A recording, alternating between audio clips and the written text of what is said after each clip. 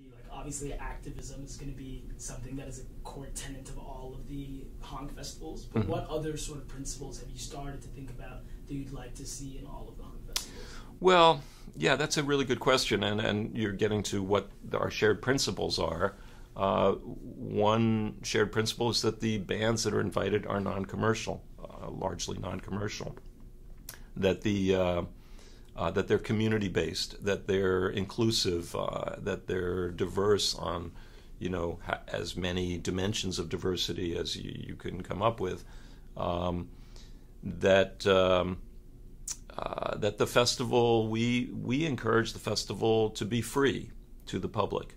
That's not possible for all the festivals. So, that may be a principle that goes out the window when we sort of agree on something between all the festivals. And to maintain a committee of volunteers that runs it. It's not run professionally. We've been able to avoid hiring people to run the festival. I think it would be a totally different festival if we ended up doing that. I think our ability to continue to have a non-hierarchical organization, there's no leader and everyone is equal. And I've learned that that's a very difficult organizational structure to maintain.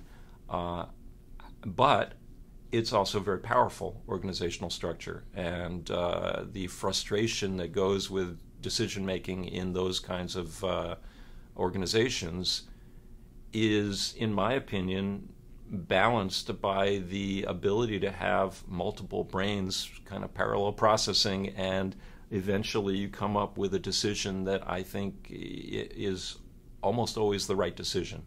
If you have one person who's a decider, it's their decision. So this way you have a lot of people kind of, shuffling, the decision shuffles around, and eventually it filters out the bottom or the top, I'm not sure, with a good decision. Beautiful. So kind of speaking about the decision-making process, yeah. What do you think the big sort of decisions / the milestones have been in the progression of the Honk Festival over the last 10 years? Well, there have been so many, and being that we're non-hierarchical, we talk about every little thing. So there even are little decisions, but some of the bigger decisions have to do with the direction of the festival, the maintaining the non-commercial aspect of the festival. How do you raise money for an organization where you're not accepting sponsorship, where you're not accepting banners with the names of a bank? And how firm do you stick to that principle? How do you decide which bands are going to attend the festival when we have a history of bands, maybe some bands that came in at the very beginning who are part of our family, quote unquote, who maybe are not so activist? Do you continue to call yourself a festival of activist street bands when there are outliers? And we talk about all of those things. We talk about what is an activist street band. What does that mean? Does that mean that they're out at rallies every week? Does it mean that they're all community-based and they're all inclusive from all kinds of dimensions of inclusivity? Does it mean that they play in the streets? Some people, that's their definition of activism, is to take public space and make it available to the public. Make it, again, available to the public as opposed to commercial enterprises.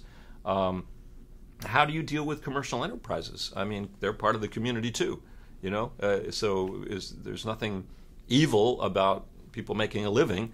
So and all of these very vague and very important issues get discussed within our committee, and we come up with answers. How do we promote the festival? How do we interact with the infrastructure within the community, with the police? Some people have issues with engaging with the police because they've had experiences, or they know people have had experiences that are not so positive. We have a very positive relationship with all aspects of our community, the government, the police. We have decided that we're not going to grow the festival for all of those reasons. That's kind of counter to the way things in the world tend to work. And so I think our success is in our ability to remain true to ourselves, remain focused on what we want to do, and continue to do, what I hope people think is good work.